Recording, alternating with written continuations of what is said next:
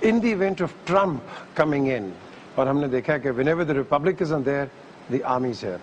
So you feel کہ اور Trump کا جو میسج اب آپ کے سامنے آ ہی رہا ہے, I mean quite clear.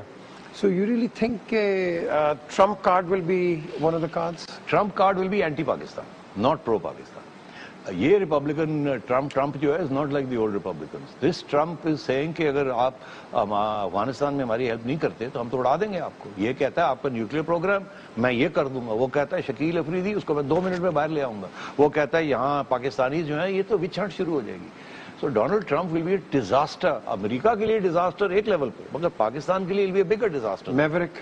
Absolutely. This sort of maverick is finger on the button. اس وقت امریکہ کے پرابلمس کہاں ہیں؟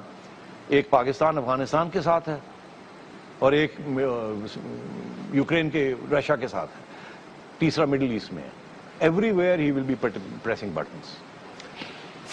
اچھا, جب آپ کہتے ہیں politics is the art of the possible, جب آپ کہتے ہیں کہ Nawaz Sharif has improved, has improvised, has developed, is this the reason اب یہ کرنٹ چیف کو ساتھ ساتھ لے کے جاتے ہیں؟ وہ دیکھیے میرا خیال تھا یہ بہت اچھی چیز ہے کہ ان کو احساس ہو گیا تھا سول ملٹری کہ یہ بڑا امپورٹنٹ ہے اس کو ساتھ رکھنا اور ان کے ساتھ مل کے. I was very happy. But do you expect any change from now till the 14th of November? $1 million question.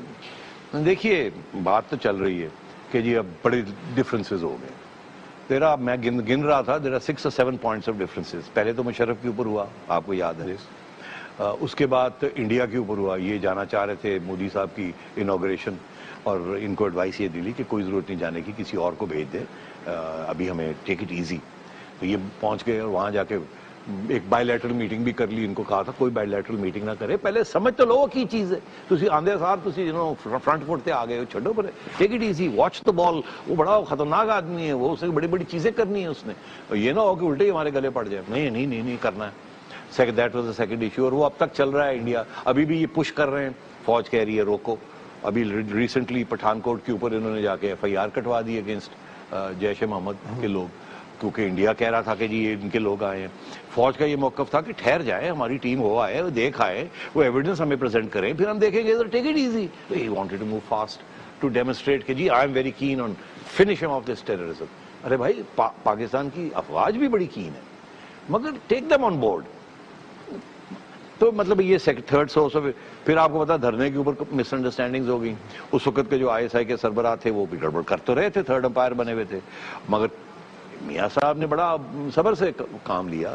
انہیں احساس تھا کہ جنرل رحیل اس کے حصہ نہیں ہے, اور جیسے ہی وہ موقع ملا جنرل رحیل کو, انہوں نے ڈیمونسٹریٹ کیا. He did not destabilize the government. بڑی خطرناک موقع تھا. If he wanted to, he could have. He said no. تو میں سمجھتا ہوں کہ وہ ایک بری چیز اچھی چیز نکلی. اس کے بعد ان کے کلوز کوآپریشن شروع ہوئی. اب حال ہی میں پھر یہ پٹھان کوٹ والا ایشو ہو گیا. پھر یہ انڈیا, یہ جب گئے اوفا میں نواز شریف صاحب, وہاں جا کے انہوں نے وداؤٹ کسی سے ڈسکس کیے بغیر انہوں نے وہاں انڈینس کے ساتھ کہا کہ ہمارے فارن سیکرٹریز جو ہے ٹیررزم آ کے ڈسکس کریں گے. ٹیررزم انڈیا کا پوائنٹ نمبر 1 ہے, ہمارا کشمیر پوائنٹ نمبر 1 ہے.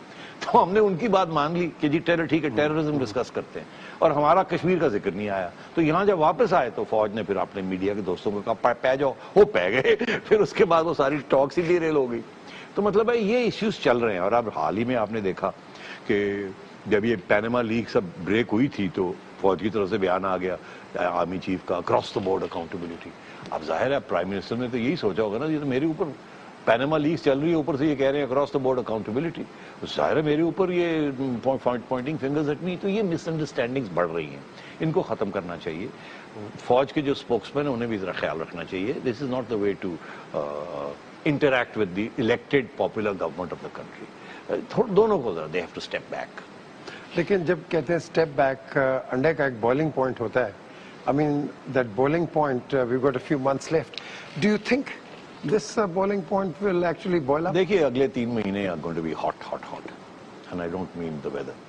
hot اس لیے because اگر فوج کے اندر اور اگر اس چیف میں ambitions ہیں for a takeover, then he has 3 months in which to do something.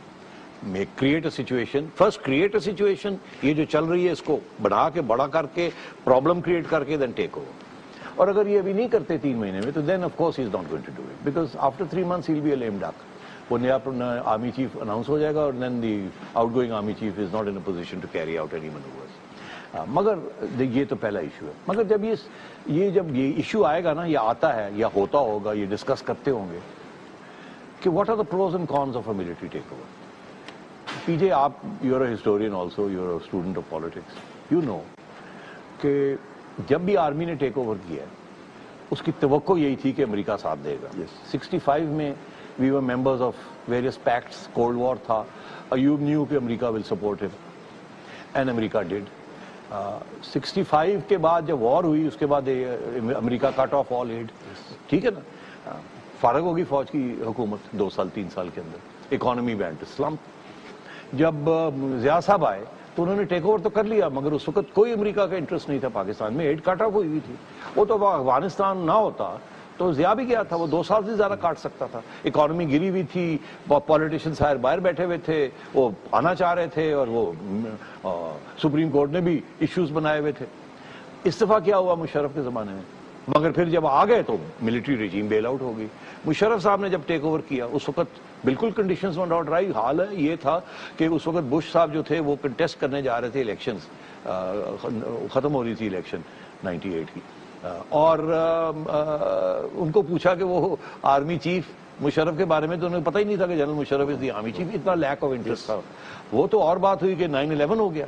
9/11 نہ ہوتا تو مشرف صاحب 2 سال اکانومی کو نہیں چلا سکتے تھے. اس کے بعد آپ کو پتہ ہے وہ دن ہے اور آج کا دن ہے $20 بلین آئے ہیں یہاں. تو مطلب ہے کہ یہ ہر دفعہ امریکہ نے بیل آؤٹ کیا ہے. امریکہ بیل آؤٹ کرتا ہے جب اس کا کوئی انٹرسٹ بنتا ہے یہاں.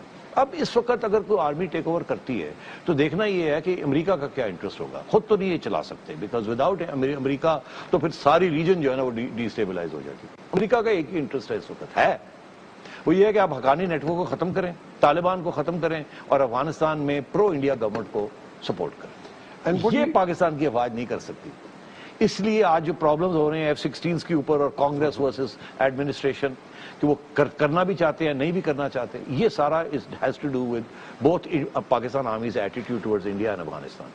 اور اگر آج پاکستان کی فوج کی attitude under general Raheel is not ready to change, تو پھر جب ٹیک اوور کر لیں گے تو کیسے چینج کریں گے؟ پھر تو اور بھی بہت بڑی ذمہ داری بن جائے گی. پھر تو اب تو civilian government can be the fall guy نا. اگر کوئی کرٹیسزم آتی ہے تو ڈومیسٹک تو سویلین گورنمنٹ لے گی، اس وقت تو ڈائریکٹ لینی پڑے گی. تو میں یہ سمجھتا ہوں conditions are not precepts. Judiciary کوئی گارنٹی نہیں ہے کہ یہ judiciary post Iftikhar Chaudhry judiciary آپ کو ایسا PSO کیا وہ پروویژنل کانسٹیٹیوشنل آرڈر PCO دے گی جس کے ساتھ آپ لمبی رول کر سکیں گے. پہلی بات، ہمارے ہاں جوڈیشل موومنٹ چل چکی ہے. لائرز جو ہیں یہ اب سول سوسائٹی نہیں مانے گی.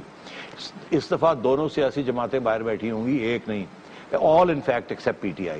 ایک پورا مجمع باہر بیٹھا ہوگا. اب پرانے زمانے میں تو آپ MQM کے اوپر ریلائی بھی کر سکتے تھے. اب آپ کیا کریں گے؟ آپ کی جو نئی آپ جو MQM جو اس کو سپورٹ کرنے جا رہے ہیں وہ تو ابھی تیار نہیں ہے اس قسم کے کام کے لیے. وہاں تو ابھی بھی الطاف بھائی بیٹھے ہوئے. تو مطلب یہ ہے کہ یہ بہت خطرناک کنڈیشنز ہیں. اس کے اندر پاکستان کو چلانا ان دس سچویشن، یہ سویلین گورنمنٹ کی ہمت ہے کہ وہ جس حد تک چلاتی ہے اور کرٹیسزم لیتی ہے اور پھر بھی چلتی رہتی ہے. فوج تو کرٹیسزم لے ہی نہیں سکے گی، اور فائنلی آپ کو آپ کی زبان اور میری زبان کیسے بند کریں گے؟ ہم تو پھر کہیں گے نا ہمیں یہ چاہیے یہ چاہیے یہ چاہیے. تو پھر کیا سب سارے میڈیا کو بند کر دیں گے؟ اس زمانے میں تو میڈیا ہی نہیں تھا. مشرف نے آ کے میڈیا بنایا ہی، اور یہ میڈیا مشرف کو پڑ گیا تھا. یاد ہے آپ؟ یس بالکل. تو یہ تو this is the way it is now. This judiciary is stronger, this media is stronger, this political parties are stronger, this civil society is stronger. International opinion is against military regimes. America کے interest بہت limited ہے یہاں. So for all these reasons, اگر کوئی ایسا سوچ رہا ہے فوج کے اندر, they should think very seriously, second and third thoughts on this.